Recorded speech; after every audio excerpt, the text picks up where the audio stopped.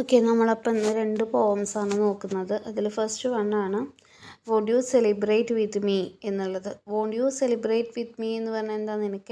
ഞാൻ എൻ്റെ കൂടെ ആഘോഷിക്കണ്ടേ? വോണ്ട് യു നിനക്ക് സെലിബ്രേറ്റ് വിത്ത് മീ എൻ്റെ കൂടെ ആഘോഷിക്കണ്ടേ എന്നുള്ളത്. അത് ലൂസിലി ക്ലിഫ്റ്റൻ്റെയാണ്. ഇത് പെട്ടെന്ന് ഞാൻ പറഞ്ഞു പോവാണ്, കാരണം ഞാൻ ക്ലാസ്സിൽ ഓൾറെഡി ഡിസ്കസ് ചെയ്ത പോംസാണ് ഈ 2 എണ്ണം. ഓക്കെ, അപ്പോൾ ആദ്യം തന്നെ ലൂസിലി ക്ലിഫ്റ്റനെ കുറിച്ച് നോക്കുമ്പോൾ, ലൂസിലി ക്ലിഫ്റ്റൺ ബോൺ 1936, ഡൈഡ് 2010 ആണ്. ഒരു ആഫ്രിക്കൻ അമേരിക്കൻ പോയറ്റാണ്. ഹൂസ് വർക്ക്, അവരുടെ വർക്കുകൾ ഫോക്കസ് ചെയ്തിരുന്നത്, അതായത് ശ്രദ്ധ കേന്ദ്രീകരിച്ചിരുന്നത് എന്തിലൊക്കെയായിരുന്നു? African American experience and family life. African American, ഒരു കറുത്ത വർഗ്ഗക്കാരി എന്ന രീതിയിലുള്ള ഒരു ജീവിതം, ആഫ്രിക്കൻ അമേരിക്കൻ എക്സ്പീരിയൻസ്, അനുഭവങ്ങളെക്കുറിച്ചും അപ്പോൾ തന്നെ ഫാമിലി ലൈഫിനെ കുറിച്ചൊക്കെയാണ് ഫോക്കസ് ചെയ്തിരുന്നത്. She was a winner of Ruth Lilly poetry prize. So Ruth Lilly poetry prize അവർക്ക് കിട്ടിയിട്ടുണ്ട് 2007 and was the first author to have 2 books of poetry chosen as the finalist for the Pulitzer price.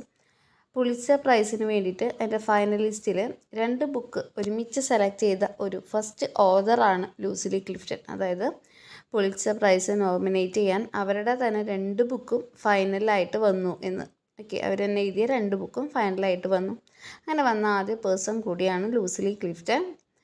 പിന്നെ അവരുടെ വർക്കുകൾ നോക്കിയേ, good woman, poems and a memoir എന്ന് പറഞ്ഞിട്ട് 1969 to 1980 എന്ന് പറഞ്ഞിട്ടുള്ളൊരു ബുക്ക്. അത് 1987 എഴുതിയ ഒരു കളക്ഷനാണ്, പോയട്രി കളക്ഷനാണ്. ദെൻ രണ്ടാമത് നെക്സ്റ്റ് വൺ ഏതാണ്?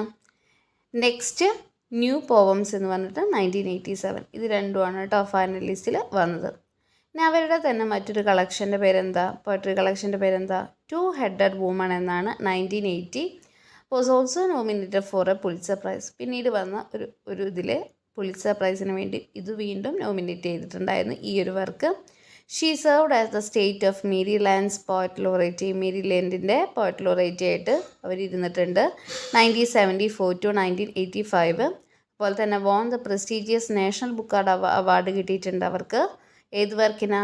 Blessing the boards new and selected പോയത്തിന് അവർക്ക് അവാർഡ് കിട്ടിയിട്ടുണ്ട് 1988 2000. Okay, in addition to her numerous poetry collection, ഒരുപാട് കവിതാ സമാഹാരങ്ങൾ എഴുതിയിട്ടുണ്ട്. She wrote many children's book, കുട്ടികൾക്ക് വേണ്ടിയുള്ള ബുക്കുകളും എഴുതിയിട്ടുണ്ട്.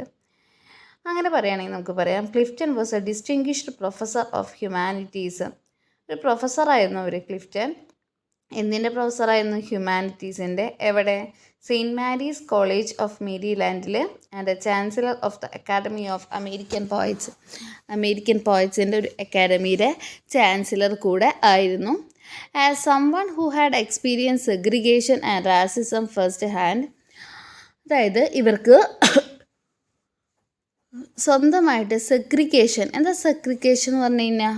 ഒറ്റപ്പെടൽ, എല്ലാവരാലും ഒറ്റപ്പെട്ട അവസ്ഥ, സെഗ്രിഗേഷൻ അനുഭവിക്കേണ്ടി വന്നിട്ടുണ്ട്. ആൻഡ് റാസിസം, വർഗ വിവേചനങ്ങൾ അവർക്ക് അനുഭവിക്കേണ്ടി വന്നിട്ടുണ്ട് ആഫ്രിക്കയിൽ. Lucille Clifton's work emphasizes the quality of endurance in the face of adversity. അതുകൊണ്ട് തന്നെ അവരുടെ വർക്കിൽ നമുക്ക് കാണാൻ പറ്റുന്നത് മോശം അവസ്ഥയിലും എങ്ങനെ ആ കാര്യങ്ങളെ അവർ ധൈര്യത്തോടെ ഫേസ് ചെയ്തു എന്നതാണ് കാണാൻ പറ്റുക. Speaking to Michelle S Glaser in an interview for Antioch review. ഒരിക്കൽ ഒരു ഇൻ്റർവ്യൂ ചെയ്തു ലൂസിലി ക്ലിഫ്റ്റനെ. ആരാണ് ഇൻ്റർവ്യൂ ചെയ്തത്? Michelle S Glaser. Antioch review, ആ ഒരു പത്രത്തിന് വേണ്ടിയിട്ടാണ് ഇൻ്റർവ്യൂ എടുത്തത്.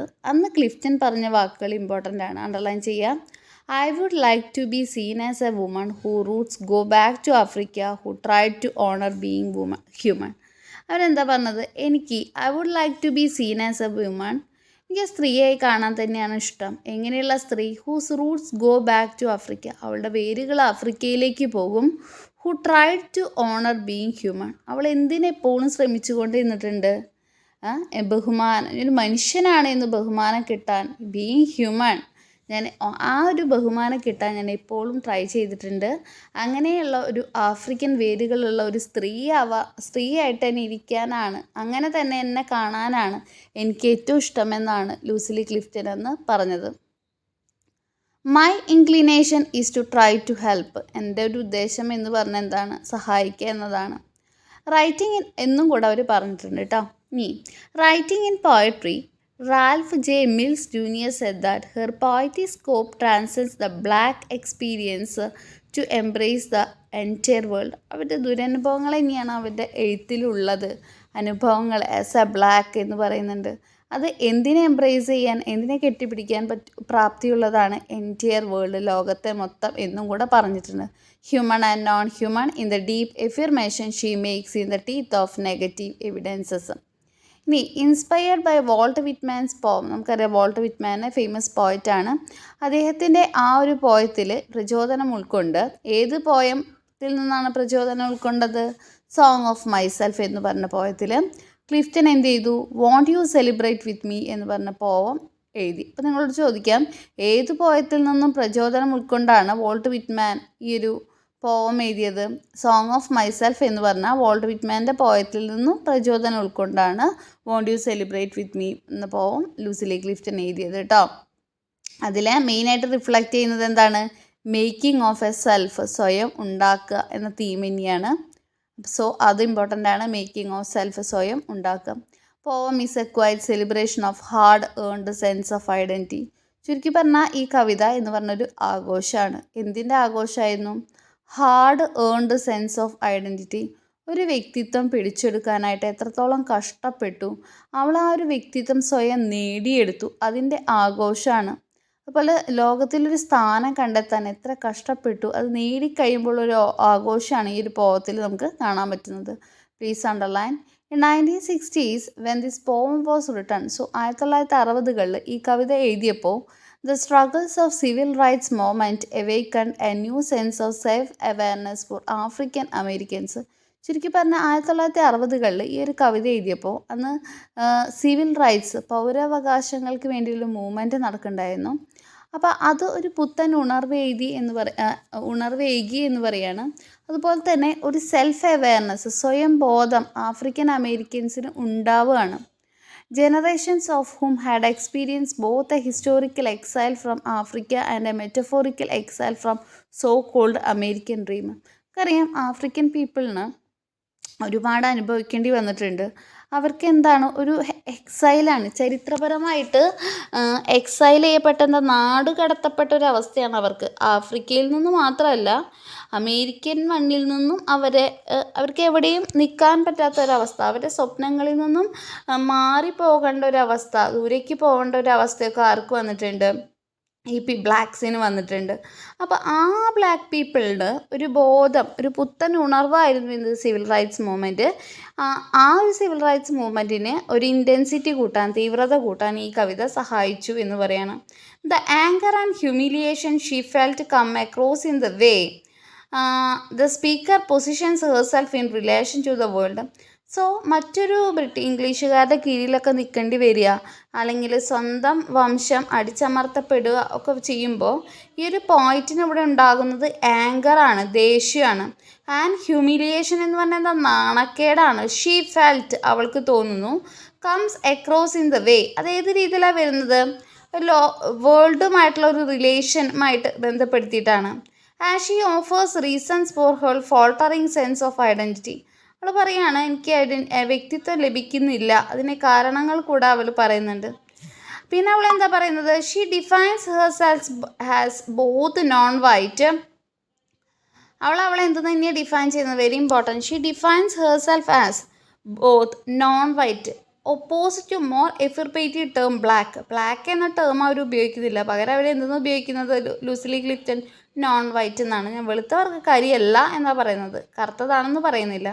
ആൻഡ് എ വുമൺ, പിന്നെ എന്തെന്നാണ് അവർ ഡിഫൈൻ ചെയ്തത്? ഞാനൊരു സ്ത്രീയാണ്. Identified by her gender not character.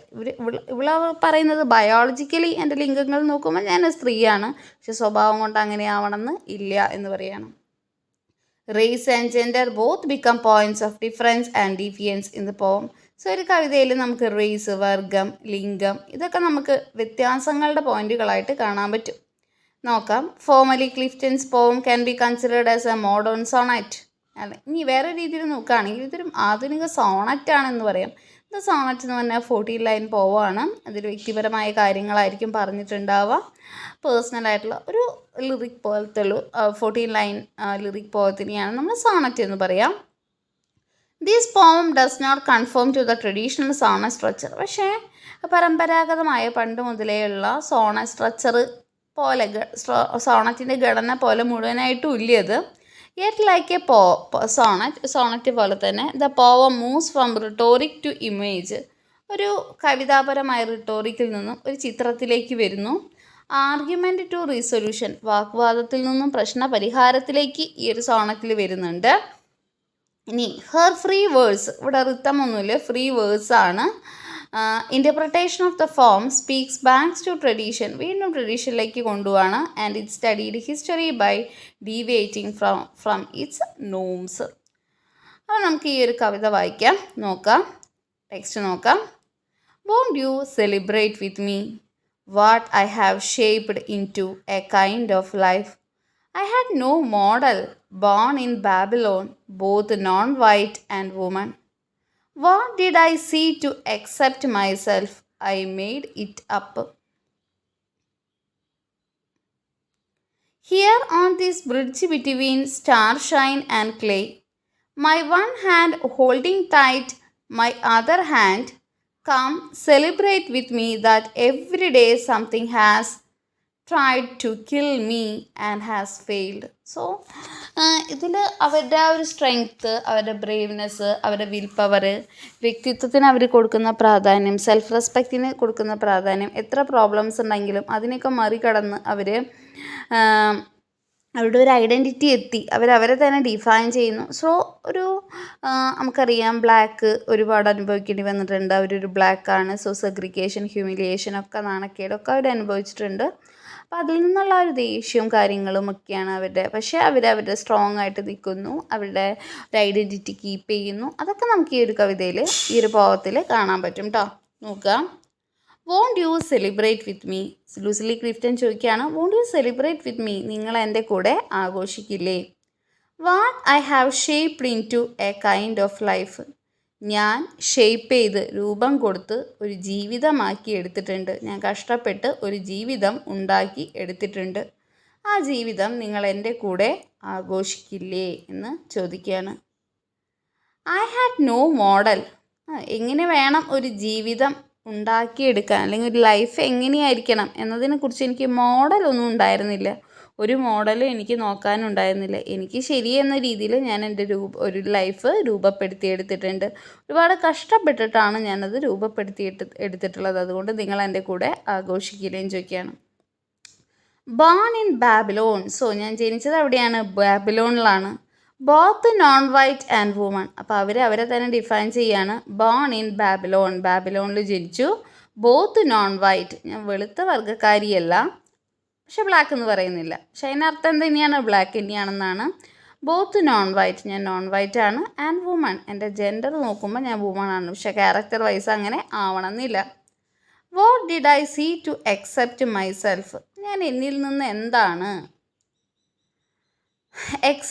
What did I see to be accept myself, ഞാൻ എന്താ കാണേണ്ടത് എന്ന് ചോദിക്കുകയാണ്. ഐ മെയ്ഡ് ഇറ്റ് അപ്പ്, ഞാൻ എൻ്റെ ലൈഫ് ഉണ്ടാക്കിയെടുത്തു. ഐ മെയ്ഡ് ഇറ്റ് അപ്പ്, ഞാൻ എൻ്റെ ലൈഫ് ഉണ്ടാക്കിയെടുത്തു. Here on this bridge between star shine and clay, എന്തിൽ നിന്നാണ് ഉണ്ടാക്കിയെടുത്തത്? ഹിയർ ഓൺ ദിസ് ബ്രിഡ്ജ്, ഒരു പാലം ഉണ്ടായിരുന്നു. പാലത്തിൽ നിന്നും എന്ത് തമ്മിലായിരുന്നു പാലം? Between star shine and clay. Star shine, സ്റ്റാറിൻ്റെ ഷൈനിങ്, നക്ഷത്രങ്ങളുടെ തിളക്കം. ക്ലേ എന്ന് പറഞ്ഞാൽ കളിമണ്ണ്.